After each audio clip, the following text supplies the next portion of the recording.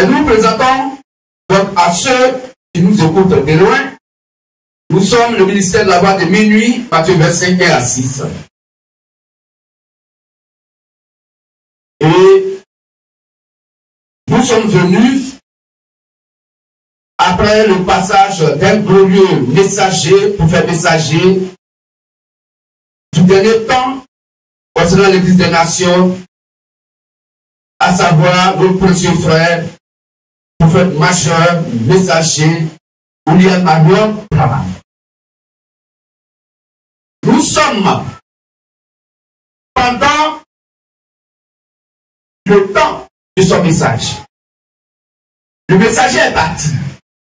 Et nous sommes au temps de son message.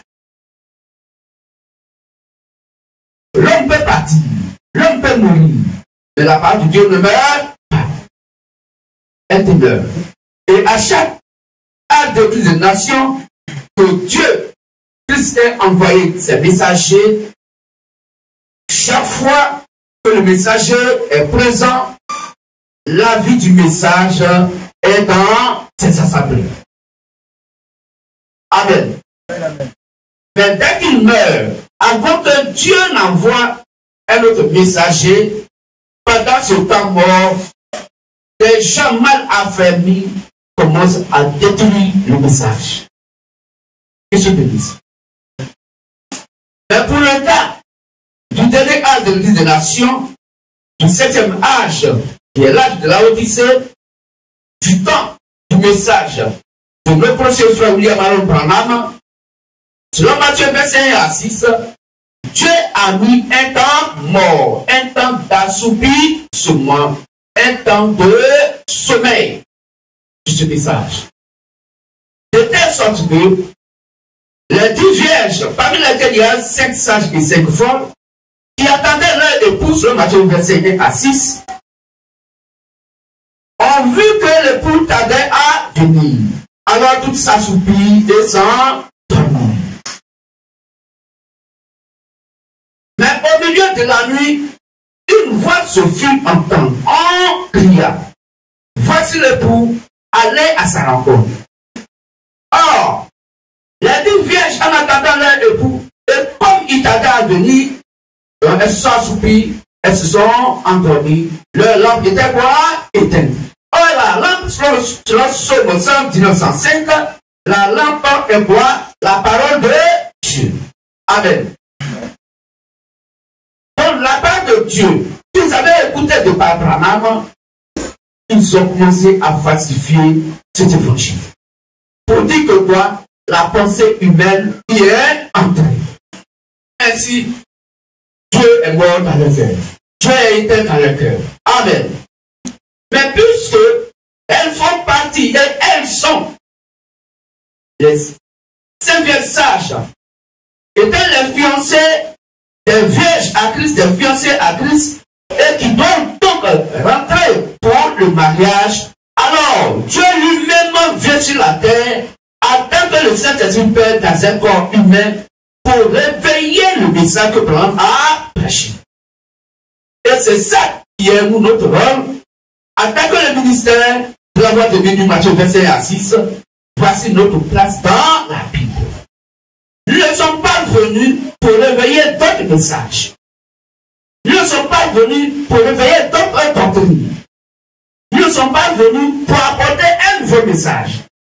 Nous ne sommes pas là pour dire un autre message. Mais nous venons pour réveiller le message authentique prêché par William Marion Branham et qu'il a prêché par le Saint-Esprit. Selon toutes les 7 âges de l'Église des Nations, où Dieu envoie donc un messager à chaque âge de l'Église. Nous sommes à l'âge de l'évangile de William Marion Branham.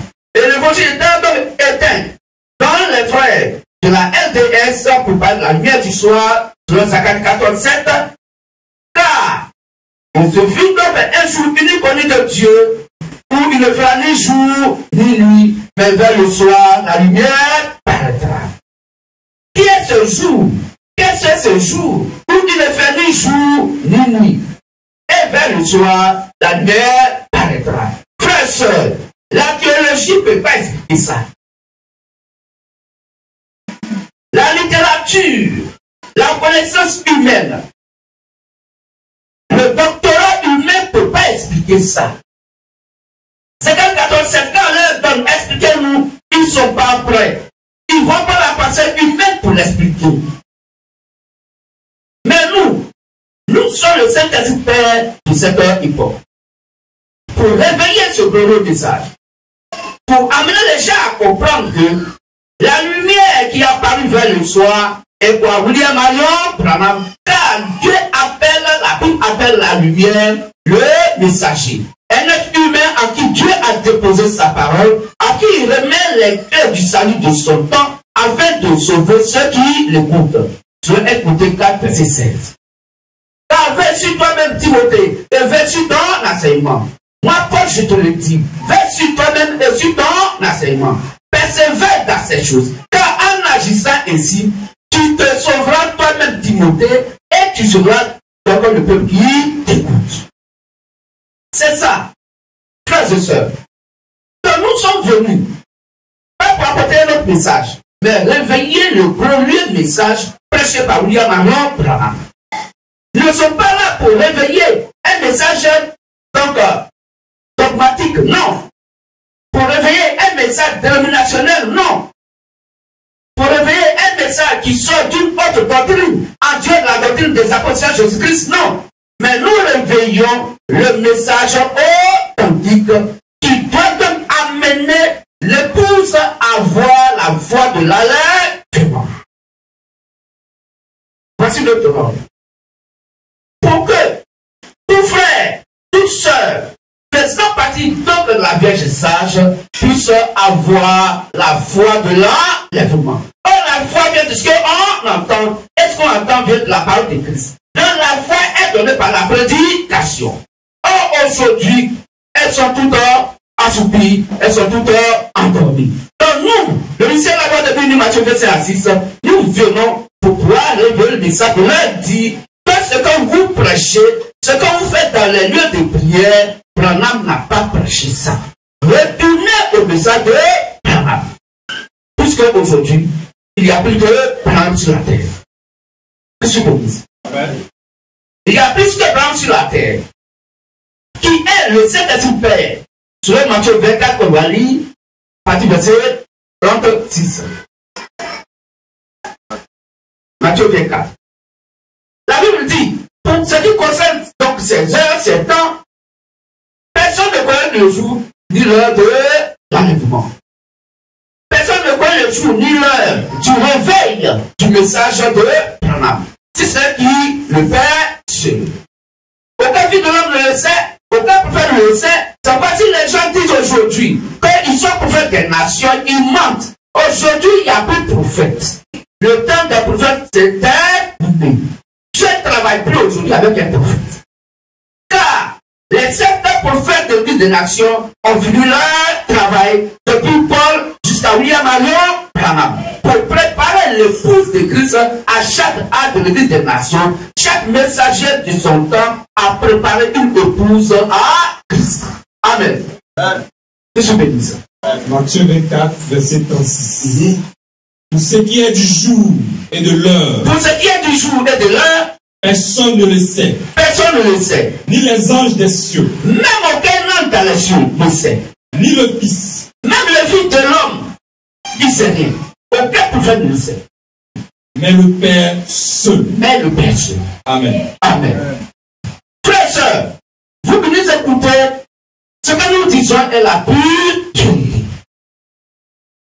Et c'est pourquoi nous manifestons la Sainte Bible en prédication et en puissance.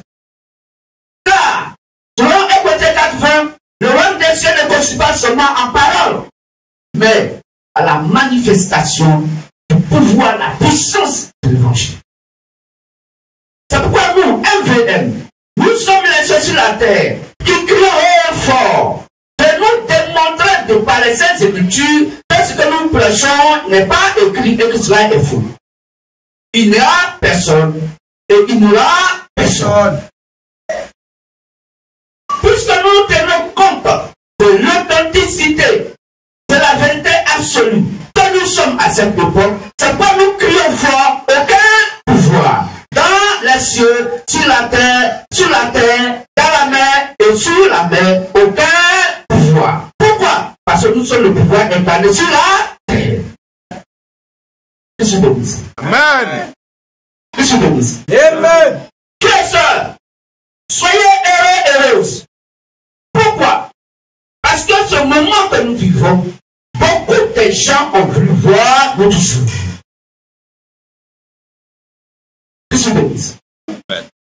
Beaucoup même de prophètes déjà avertis, autant Seigneur Jésus-Christ, même dans l'Ancien Testament, ont voulu voir notre jour.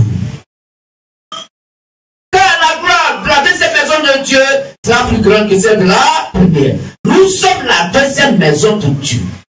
Nous sommes la deuxième épouse, la plus aimée de